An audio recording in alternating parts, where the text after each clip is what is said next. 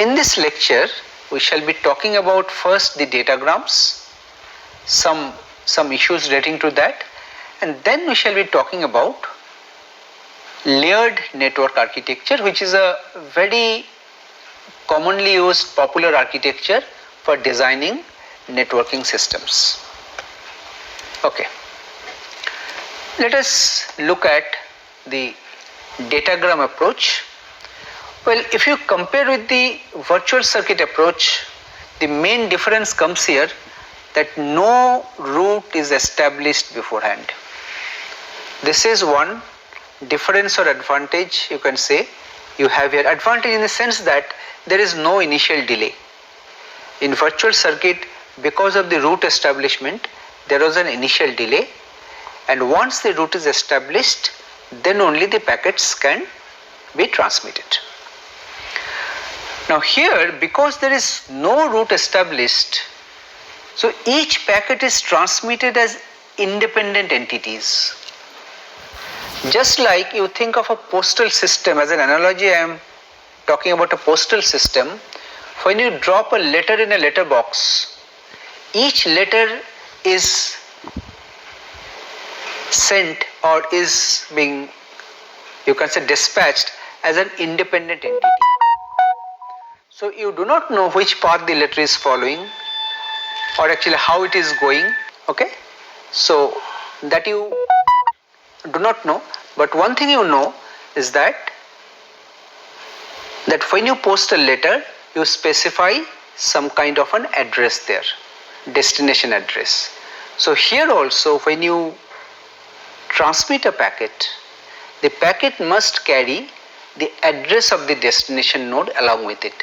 Because it is being sent as an independent entity, you must have the address, okay?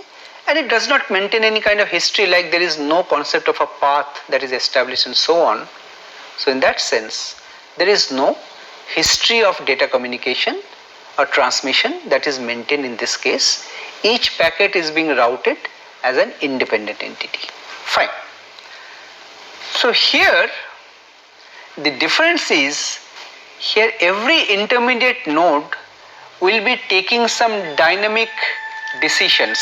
It will be maintaining something called a routing table.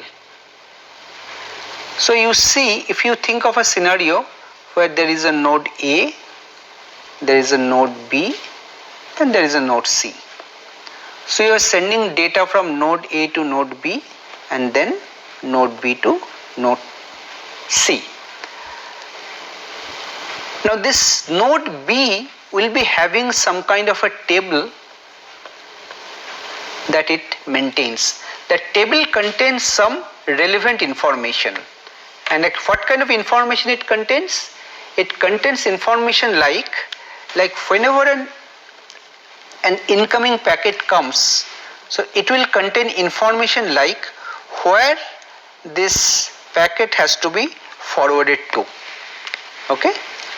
There can be multiple outgoing links from B, and to take this decision, what is required is that when you are thinking about one packet, I mentioned that each packet will be containing a header.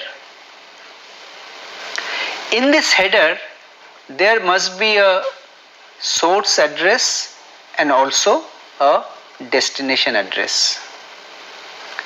Just like a letter, when you post a letter, you give the address where you want to send the letter to, and in case the letter cannot be delivered, you also give your own address so that the letter can come back to you.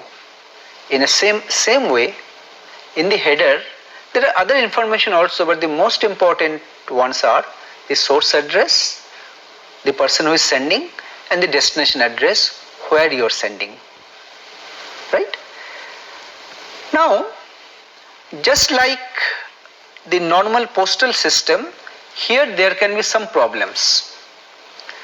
Like when you post letters, there is no guarantee that the order you are posting the letters will get delivered in the same order. There is no guarantee regarding that, courtesy of our postal system or the way the letters are sorted and delivered.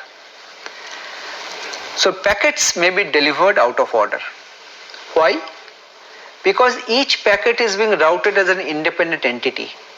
There is no guarantee that all packets are flowing or following the same path. Some packet may be following a shorter path, some packet may be following a longer path. So the delays of each packet can be different. Okay? So the delivery of the packet can be out of order. Similarly, if some of the intermediate node temporarily goes down, all packets which are stored in its buffer will get lost. So some packets might get lost also. This also happens in our postal system. Sometimes a letter never gets delivered. Okay? But something which happens here, which is not there in a postal system, is that sometimes duplicate packets may get generated. Like for every link, suppose there is a link between a node to the next node.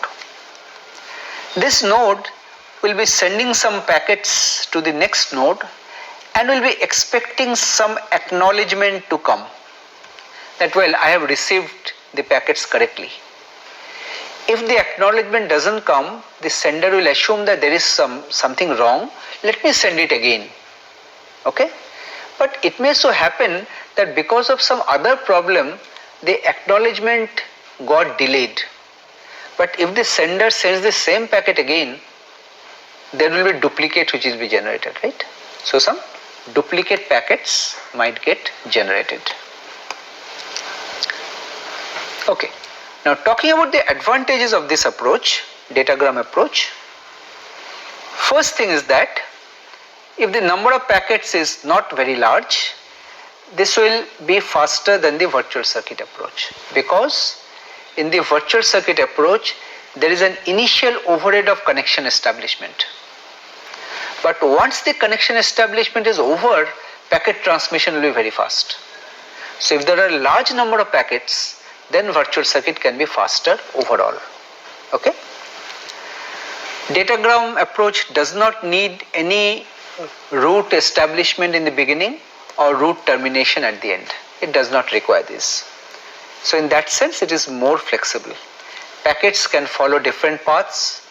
If some of the links get overloaded, then the packets can follow an alternate path. These flexibilities are there. Okay? So this, as I mentioned, it can handle congestion in the links, or some of the links may fail altogether. Then an alternate link may be used, which was not there for a virtual circuit. Okay? Alright. Now if we just compare these approaches which we have talked about, now for comparison we usually compare with respect to some parameters. One is called propagation delay. Like you see, when we talk about a communication between two nodes,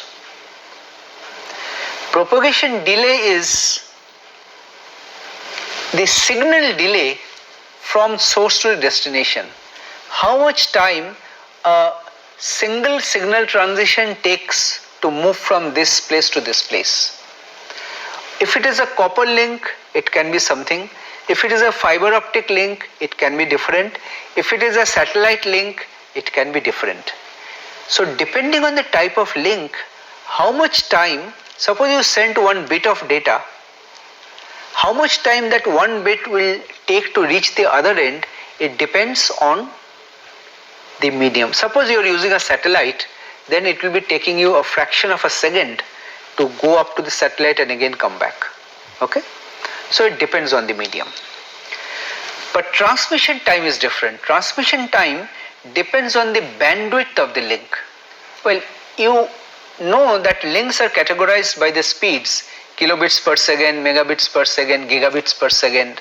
Suppose it is a 1 megabit per second link, 1 Mbps. So 1 million bits can be sent per second. So if there are 1000 bits you are trying to send, so here how much time will it take? Here every bit will take 1 microsecond, 1 by mega. So 1000 bits will take 1 millisecond. That is the transmission time. It depends on the size of the message, how many bits are there, and the bandwidth of the link. It does not depend on the propagation delay, whether it's a satellite link or a copper link, whatever. So these two are two separate things. And finally, processing delay. If your communication is going via intermediate nodes, and you know, here we use something called store and forward approach.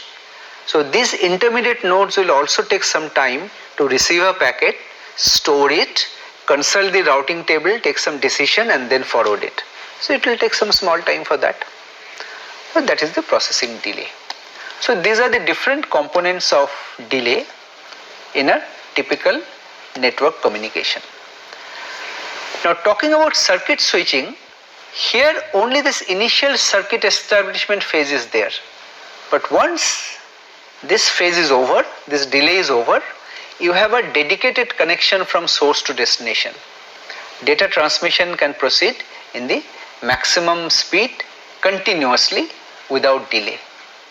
Because you know you have a guaranteed bandwidth, you can send the bits continuously. Now talking about virtual circuit, well, during the initial virtual circuit establishment phase, a special packet is usually sent, I have not gone into the detail, which is called call request packet. This call request packet is responsible for establishing the virtual circuit and setting up the routing tables of all the intermediate nodes corresponding to this particular virtual circuit number. Okay? Now once the virtual circuit has been established, an acknowledgement signal or packet will be traversing along the same path back. This is called a call accept packet, so that the sender and all the intermediate nodes will know that the circuit has been established. Now the packets can flow. Now the packets can be sent sequentially one after the another in a pipeline fashion using store and forward approach. This is how virtual circuit will work. Now talking about the datagram packet switching, because there is no connection establishment phase, so there is no initial delay. Okay? The packets are sent out independently, may follow different path, and this also follows store and forward concept. But if the number of packets is very large, then the total time required here may be more as compared to virtual circuit. But here you have a lot of flexibility. You can share the links. If there are some link failures, link congestion, you can overcome those problems. So those flexibilities are there, and because of that, this datagram approach is the most widely used approach in the internet today.